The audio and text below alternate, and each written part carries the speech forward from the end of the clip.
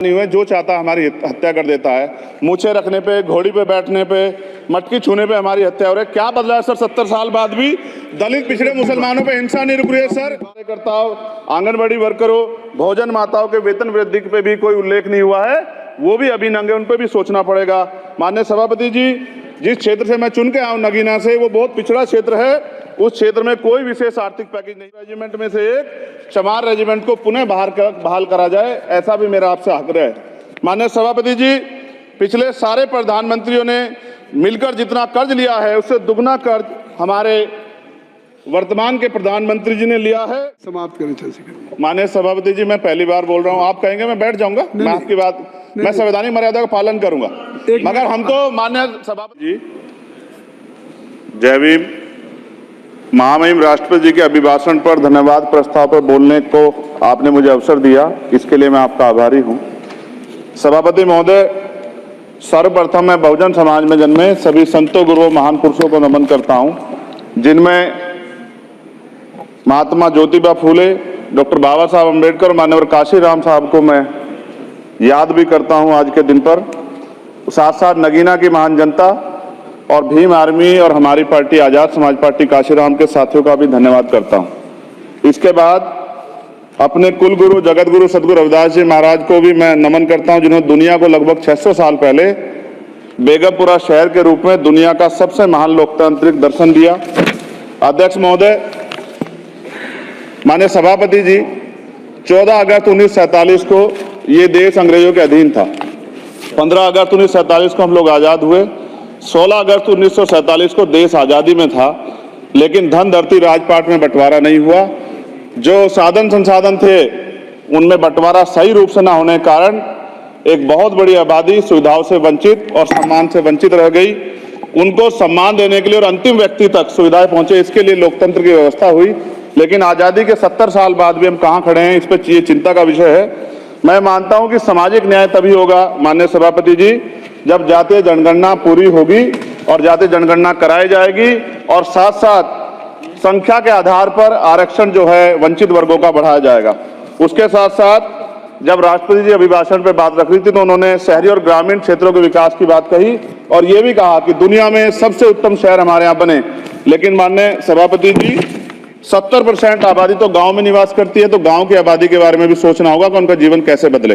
माननीय सभापति जी, उच्च शैक्षणिक संस्थानों में बहुजन समाज के जो छात्र हैं उनके साथ कास्ट एट्रोसिटी हो रही है, निरंतर उनकी हत्या हो रही है। साथ साथ जो सरकारी कर्मचारी हैं दफ्तरों में, उनके साथ भी जो SC ST OBC और मुस्लिम और अन्य धार्मिक अल्पसंख्यक, उनके साथ भी माननीय सभापति जी जातिगत और धार्मिक जो है शोषण किया जा रहा है। इसलिए मेरी मांग भी है कि पुरानी पेंशन को भी अध्यक्ष जी बहाल किया जाए। जो कर्मचारी देश की सेवा में लगे हैं उनका भी सम्मान होना चाहिए। साथ साथ सभापति जी, भाजपा ने चुनावी लाभ के लिए सबका साथ सबका विकास के नारे दिए, जो खोखले हैं, क्योंकि 10 साल में दलित पिछड़े आदिवासी मुस्लिम और अन्य धार्मिक अल्पसंख्यक जो अत्याचार हुए हैं वो किससे छिपे हुए नहीं है। ये गलत है, ये बंद होना चाहिए। सभापति महोदय जी, महामहिम राष्ट्रपति जी के अभिभाषण में निजी क्षेत्रों में SC ST OBC को रिजर्वेशन देने का कोई उल्लेख नहीं हुआ है, जो कि आज चर्चा का विषय, क्योंकि 98% प्राइवेट सेक्टर है, 2% सरकारी सेक्टर है, तो 98% प्राइवेट सेक्टर में भी हमारी हिस्सेदारी की बात होनी चाहिए।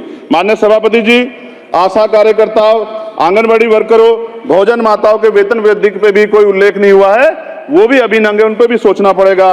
माननीय सभापति जी, जिस क्षेत्र से मैं चुन के आया हूं नगीना से, वो बहुत पिछड़ा क्षेत्र है। उस क्षेत्र में कोई विशेष आर्थिक पैकेज नहीं दिया गया, रोजगार की सेवाएं नहीं है, नौजवान पलायन करता है।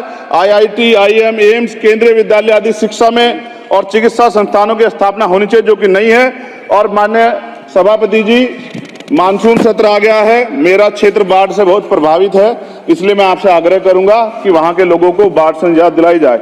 माननीय सभापति जी, चीन हमें आंख दिखा रहा है और लगातार हमारे देश की सीमाओं में घुसपैठ कर रहा है, इसलिए अग्निवीर योजना को हटाकर पुनः सेना भर्ती शुरू की जाए। और साथ साथ भारत की सबसे प्राचीन व बहादुर रेजिमेंट में से एक चमार रेजिमेंट को पुनः बहाल करा जाए, ऐसा भी मेरा आपसे आग्रह है। माननीय सभापति जी, पिछले सारे प्रधानमंत्रियों ने मिलकर जितना कर्ज लिया है, उससे दुगना कर्ज हमारे वर्तमान के प्रधानमंत्री जी ने लिया है। किसान अगर अपना कर्ज माफ कराने के लिए जाता है तो लाठी झेलनी पड़ती है, जबकि सरकार ने धन्ना सेठों का 15 लाख करोड़ रुपया माफ किया है। इस ओर हमें ध्यान देना पड़ेगा, हमारी आने वाली पीढ़ियों को ये कर्ज चुकाना पड़ेगा। माननीय सभापति महोदय जी, किसानों को एमएसपी की लीगल गारंटी तथा किसानों का कर्ज माफ होना चाहिए। साथ साथ 2 अप्रैल 2018 को SC/ST के बच्चों पे बहुत बड़े पैमाने पे मुकदमे लगे थे, वो हमारी लड़ाई सही थी, ये सुप्रीम कोर्ट ने माना और बाद में सरकार ने माना, वो मुकदमे तुरंत वापस होने चाहिए। माननीय सभापति जी, प्रेस जो है उस पे भी शिकंजा कसा जा रहा है, जो पत्रकार सरकार के खिलाफ बोलता है नौकरी से हाथ धोना पड़ता है, और सोशल मीडिया हमारा हथियार है, उस पे तरह तरह के प्रतिबंध लगाए जा रहे हैं और विरोध करने वालों को सोशल मीडिया हैंडल भी सस्पेंड करा दिए जा रहे हैं। साथ साथ सभापति जी, पेपर लीक और परीक्षाओं के कैंसिल होने से देश के नौजवानों का भविष्य खतरे में है। नीट, यूपी सिपाही भर्ती सभापति जी और 69,000 शिक्षक भर्ती में आरक्षण घोटाला हुआ है, कोई पूछने वाला नहीं, खून के आंसू रो रहे हैं बच्चे, बेरोजगारी का दंश युवा झेल रहे हैं। इसलिए मेरा आग्रह है कि युवाओं के लिए कृपया समाप्त करें चंद्रशेखर। माननीय सभापति जी, मैं पहली बार बोल रहा हूं, आप कहेंगे मैं बैठ जाऊंगा, मैं आपकी बात, मैं संवैधानिक मर्यादा का पालन करूंगा, मगर हम तो माननीय सभापति जी सुन ही रहे हैं। आप बोलिए, 1 मिनट। धन्यवाद। 1 मिनट और बोलिए। अध्यक्ष सभापति जी, नारी सम्मान की बात करने वाली सरकार, हमने मणिपुर देखा सर, हमने पहलवान बेटियों का हर्ष देखा सर, और हमने सर हाथरस की बेटी का हर्ष देखा सर, और हाथरस के परिवार को जो वादा किया था सरकार ने वो भी पूरा नहीं किया, और महिलाओं में भी स्पेशली दलित, पिछड़े और मुस्लिम वर्ग की, आदिवासी वर्ग की महिलाओं के साथ आज भी NCRB का डाटा कहता है सर जो जुल्म हो रहा है वो सहनीय नहीं है सर। साथ साथ कोविड में तैरती, हमने कोविड में बहुत सुना सर, कोविड में तैरती लाशें भी गंगा में हमने देखी है सर, और मजदूरों का हाल भी हमने देखा है। सभापति जी, मैं सब समाप्त कर रहा हूं। नोटबंदी पे छोटे मजले उद्योग की जो कमर टूटी वो भी हमने देखी है। सभापति जी, शैक्षणिक संस्थानों, विश्वविद्यालयों में, चिकित्सा संस्थानों में OBC ST के योग्य अभ्यर्थी को NFS करके जिस तरह निकाला जा रहा है, लेटरल एंट्री करके जिस तरह हमारे रास्ते बंद किए जा रहे, ये भी हम देख रहे हैं सभापति जी। साथ साथ मेरा ये कहना है सर, ये सबका इशू है कि प्राइवेट कर्मचारी सर और सरकारी भी कई जगह पे 8 से ज्यादा घंटों से काम करते हैं, और उनको जो सर उचित वेतन भी नहीं मिलता, तो न्यूनतम वेतन 20,000 रुपए तय हो और 24 घंटे की ड्यूटी। उदाहरण के तौर पे यूपी पुलिस सर बहुत पूरा काम करते हैं वो लोग, वो राज्य के विषय हैं। आप सर मैं आपके राज्य सरकार के लिए भी आपके संज्ञान में डाल रहा हूँ विषय सर, पुलिस सब जगह है सर, लेकिन सवाल ये है सर, बहुत पसीना बातें हैं, 8 घंटे की ड्यूटी और वेतन विसंगति, वोटर स्कीम से उनको जो बाहर किया जाए। माननीय सभापति जी, 1 मिनट चाहिए सभापति जी। राष्ट्रपति जी ने धर्म के बारे में बात की थी, राम मंदिर से पहले हमारे गुरुघर तुगलकाबाद का फैसला आया था राष्ट्रपति जी, वो सभापति जी अभी तक दिल्ली में स्थित सदगुरु रविदास जी महाराज का गुरुघर नहीं बना। साथ साथ सभापति जी, अपनी बात को खत्म करते हुए मैं आपसे कहना चाहता हूं कि जितना देश दूसरों का है सर, इतना हमारा भी है। हम मरने के लिए पैदा नहीं हुए, जो चाहता हमारी हत्या कर देता है। मूछे रखने पे, घोड़ी पे बैठने पे, मटकी छूने पे हमारी हत्या हो रही है। क्या बदला है सर 70 साल बाद भी? दलित, पिछड़े, मुसलमानों पे हिंसा नहीं रुक रही है सर। मेरा आपसे संरक्षण के साथ ये आग्रह है कि इन घटनाओं को रोका जाए, और देश किसी की बपोती नहीं है, देश संविधान से चलता है सर, और संविधान से चलेगा, संविधान छेड़खानी बर्दाश्त नहीं की जाएगी सर। धन्यवाद।